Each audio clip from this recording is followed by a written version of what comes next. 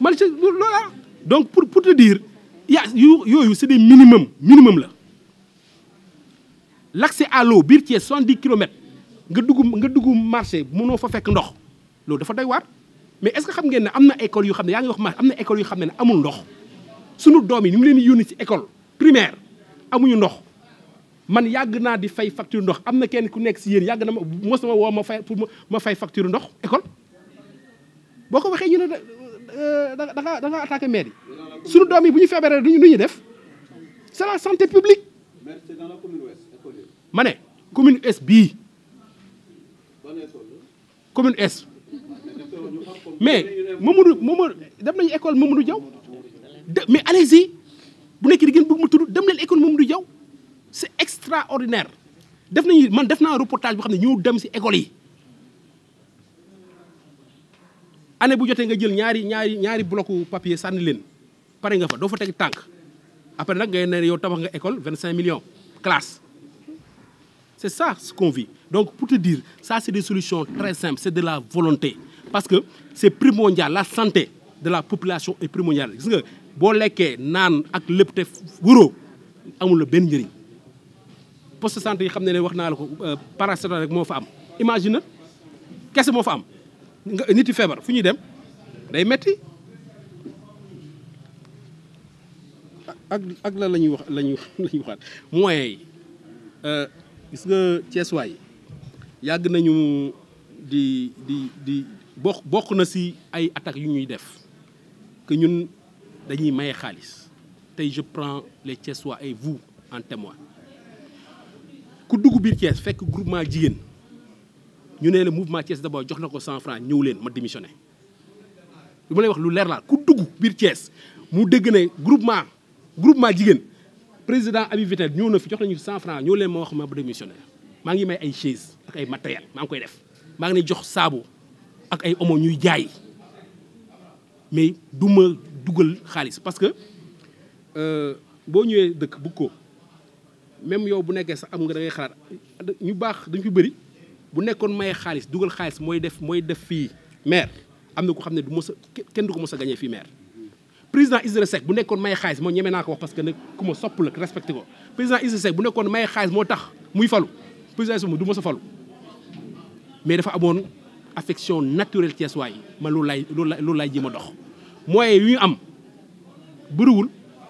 moo tax sax suñu adversaire ba léegi ñuy noyyi bu suñu moyen bu mu doon ñii dee nañ bu yàgg kenn waxtu si seen affaire ñàkk mëtt les moyens suñu moyen jugul fenn xam nga fan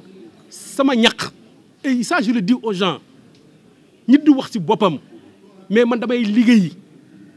je suis un notaire de profession te man entrepreneur laa dama am ay société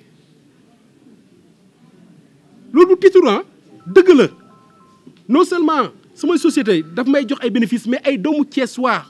je vous prends en témoin ñëw leen sama étude notaire Rufisque ay Thiessois ngeen fay fekk ñuy liggéey ñëw leen samay hôtel ay Thiessois ngeen fay fekk ñuy liggéey loolu laay jël boole kook ñii jàmbaar yile jigéen ñii ak góor yi seen dërëm lu ñu am ñëw boole ko man kii day joxe lu muy joxe bëriwul rek mais day joxe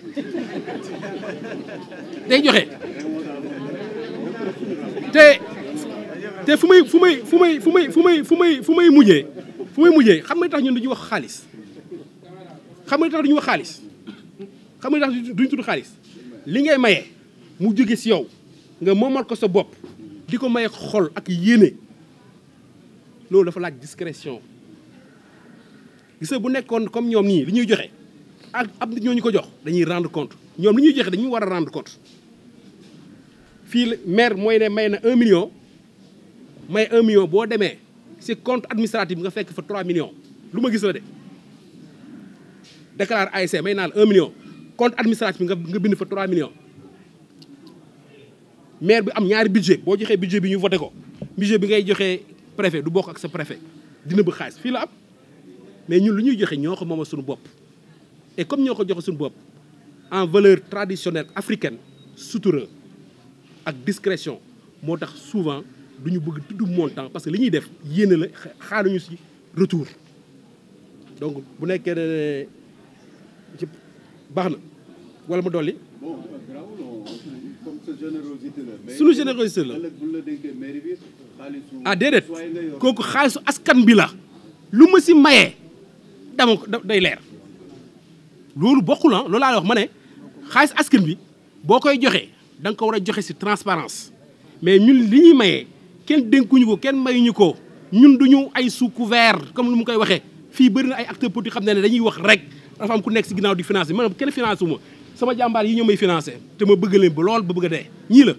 ak sama bopp donc loolu boo koy def yéene la soxla woo nekk fii di wax moo ah. Est-ce que vous avez la chance d'avoir un projet électoral sans le régime? waaw xam nga politique moom yow nekkoon nga fi 2014 boo fiy nekk 3e au département ànduma waxoon kenn de te temps yooyu sax sama mën-mën même intellectuellement sax parce que diggante bi 10 ans xaj na fi gën naa mature gën naa yàlla yokk na ma tuuti ma mën a nekk 3e ci département sans ànd ak kenn mais politique kenn du wax jamais amul de manière très prudente ñun dañuy dox suñu yoon ku ñu romb ci yoon bi mën a waxtaan ak yow pour Thiès te wax naa ko man Thiès ak moom ma ñor leneen ñoruma Thiès ak ma ñor ku ñu mën a waxtaan ak yow pour Thiès ñu defar Thiès nga bokk opposition wala nga bokk pouvoir bu nekkee Thiès la yitteel mën nañ waxtaan ak yow xam nga tax ragaluma parce que tout simplement ñii tey ñu ma dar muy doyen Omar Gueye ngeen xam ko bu baax ci politique muy Raymond mii ngeen xam ko bu baax ci politique ñii doy nañ ma conseil te xam nañu kii yàgg na fi 10 ans ko nekk conseiller ak say pexe xam nga dara ci politique donc ñu on reste très ouvert la seule chose qui nous intéresse wax dëgg yàlla mooy développement Thiès tëjuwuñu nag mais nag xaaruñu kenn lii buñ koy sosuñu ko pour kenn xool ñu de sosuñu ko pour kenn yóbbaale ñu de mënal nañ suñu bopp te ñu ñëpp yàlla la yaakaar ak électeurs yi du wax ak ñoom rek jëf comme ni ñuy def dañuy kon ne wax ak ñoom di jëf ak ñoom kon ne dénk suñu bopp yàlla bu nekkee ñun kese la mu doon ñun kese te gëm nañu ne mën na nekk loolu dama koy wax Thiès waay ñun gëm nañu on est convaincu mais maire yi fi nekk tey lan la ñuy defal Thiès waay yéen ngi ma tax may xas maire yi rek après ngeen ne yéen ma parce que seen question yi la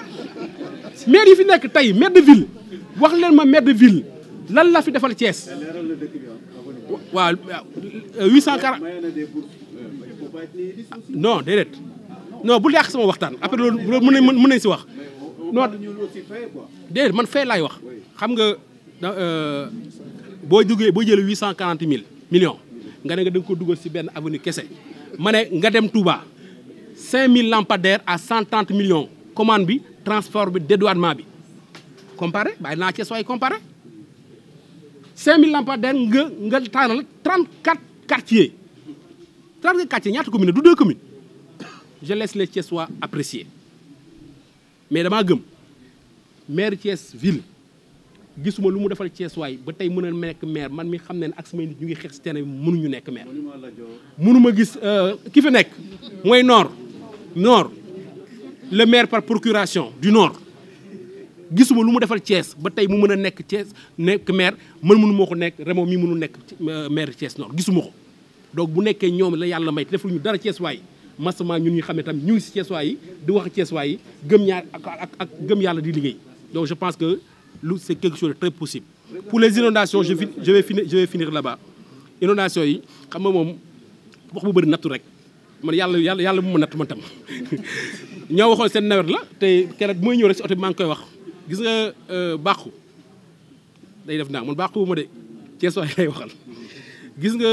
le problème de l'inondation c'est pas des solutions ponctuelles qui vont régler ce problème-là déedéet c'est pas des même national c'est pas des problèmes ponctuels qui vont régler ça c'est un problème structurel daaw gis ngeen inondation bi xam ne am na si côté Tamba et ren sax ça s'est même répété donc il y a un besoin de solutions structurelles pour defar mais nag dafa metti xam nga tax mu metti boo fekkee boo bàyyee nit yi ñu toog sanc dëkk comme un peu Touba yoonu ndox mi ñu di dëkk fa donc pour defaraat ko il faut un courage politique te sama gars yi bëgg falu léeg-léeg day daf leen ni crispé bëgg falu day tax léeg-léeg solution courageuse di nga ko jël pour Thiès gis nga inondation Thiès ba dama koy dugg ci l'intercommunalité gis nga tuyaux yi canaux yi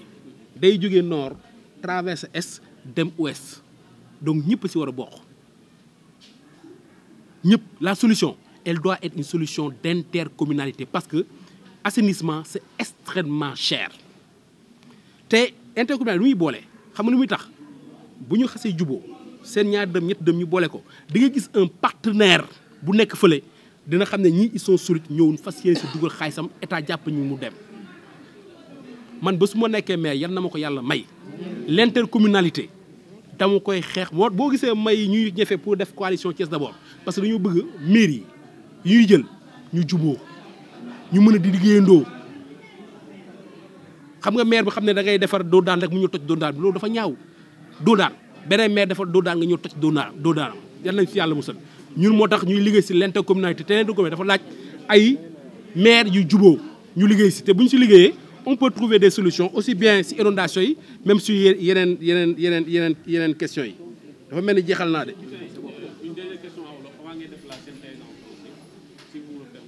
Qui s'appelle Thiès d'abord. Et le mouvement avait comme objectif de promouvoir la participation et le contrôle citoyen au niveau de la gestion locale. Gestion locale, gestion des 3 communes, mais également gestion de la ville. Le mouvement avait également comme ambition de faire un plaidoyer fort, de porter un plaidoyer fort sur les enjeux environnementaux, les enjeux politiques, les enjeux économiques ou sociaux de notre ville. Et enfin, le mouvement avait comme ambition de promouvoir le développement durable, un développement unifié, un développement cohérent de la ville de Dakar avec comme outil, de la ville de Thiès avec comme outil l'intercommunalité. Et tout ce travail-là était basé sur 4 valeurs, à savoir l'engagement citoyen, à savoir la proximité auprès de la population, à savoir la transparence et surtout l'action concrète sur le terrain. Et pendant ces 12 mois, nous avons pu mener des activités concrètes en termes d'action citoyenne dans le domaine de l'éducation et de la formation professionnelle, dans le domaine de l'entrepreneuriat féminin, dans le domaine du sport, dans le domaine de la santé, mais également dans le domaine religieux et culturel. Et dans tous ces domaines, nous avons pu, avec les populations, autant que possible, participer à des initiatives citoyennes. Autre également activité que nous avons pu mener pendant ces 12 mois, c'est la mobilisation citoyenne. Nous avons pu, à travers nos interventions dans les médias, à travers également les réseaux sociaux, pouvoir discuter et poser les questions qui intéressent les Thiessois. Et ces questions, chaque fois que le besoin s'est fait sentir, nous avons pris des positions très claires et assumées. Et cela, notamment sur l'insécurité grandissante dans notre ville, sur l'éclairage public, sur l'insalubrité dans les marchés et dans les écoles, mais également dans les structures de santé, sur également le manque d'infrastructures au niveau des différentes communes. Après cela également, le troisième aspect a consisté tout simplement à créer autour de Thiès d'abord, en termes de stratégie, une grande coalition qui se veut électorale, que nous sommes en train aujourd'hui de travailler avec des structures socio-professionnelles thiessois, des citoyens thiessois qui partagent les mêmes valeurs que nous. Et aujourd'hui, on s'est rendu compte, après 12 mois de présence, que nous avons pu faire changer la démarche. Nous avons pu faire bouger des lignes. Aujourd'hui, non, notre voix est entendue. Aujourd'hui, les élus locaux, notamment les maires, qui étaient quasiment absents sur le terrain, on les voit à travers des actions aujourd'hui de promotion. On les voit également à travers le sport. On les voit à travers des efforts par rapport aux structures de santé. Et tout cela n'a été possible parce que tout simplement nous avons pu marquer une présence forte, une présence citoyenne, une présence permanente sur le terrain. Et malgré cette hostilité subtile que j'ai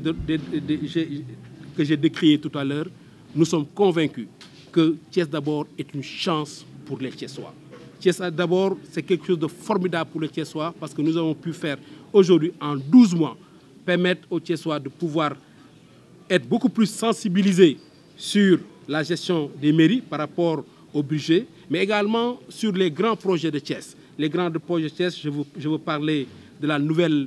ville, le projet de réaménagement de la nouvelle ville de Thiès. Je veux parler du pôle territoire de Thiès pour lequel nous appelons les Thiessois à rester très vigilants pour que nous puissions accompagner ces réalisations étatiques pour le bien-être de la population thiessoise, pour l'emploi de la jeunesse et des femmes. Et